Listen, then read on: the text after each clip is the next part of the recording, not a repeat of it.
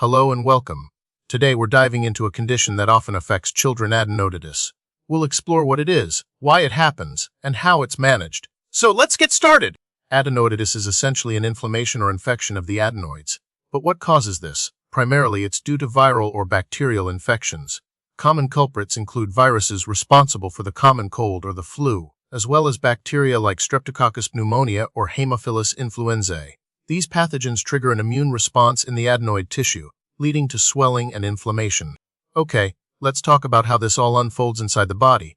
The adenoids are part of the lymphatic system, acting as a first line of defense against inhaled or swallowed pathogens. When an infection occurs, the adenoids become overwhelmed. They enlarge as white blood cells rush to the area to fight off the invaders.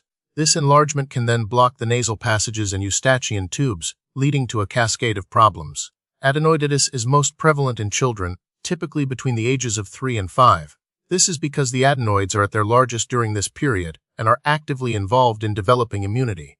As children get older, the adenoids tend to shrink, making adenoiditis less common in adults. The condition can occur year-round, but incidence may increase during cold and flu season. So, how do you know if your child has adenoiditis? Common signs and symptoms include a persistent runny nose, often with thick, yellow or green mucus.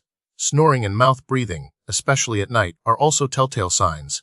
Other symptoms may include a sore throat, difficulty swallowing, swollen glands in the neck, ear pain or infections, and even a muffled voice. Diagnosing adenoiditis usually involves a physical examination by a doctor. They'll look at the child's throat and may feel for swollen lymph nodes. In some cases, imaging tests like an X-ray may be used to visualize the size of the adenoids.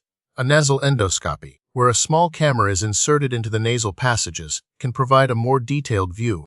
While there aren't distinct types of adenoiditis in the same way you might classify other diseases, we often categorize it based on its duration and severity. It can be acute, meaning it's a short-term infection, or chronic, when it persists for a longer period, often leading to recurrent issues. Treatment for adenoiditis depends on the cause and severity. For viral infections, treatment focuses on supportive care, like rest, fluids, and pain relievers. Bacterial infections may require antibiotics.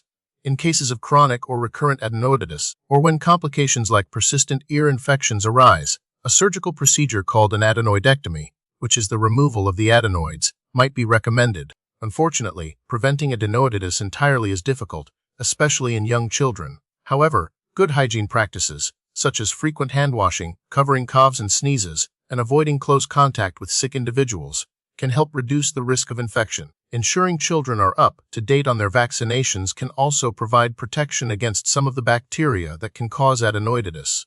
Generally, the prognosis for adenoiditis is good, especially with appropriate treatment.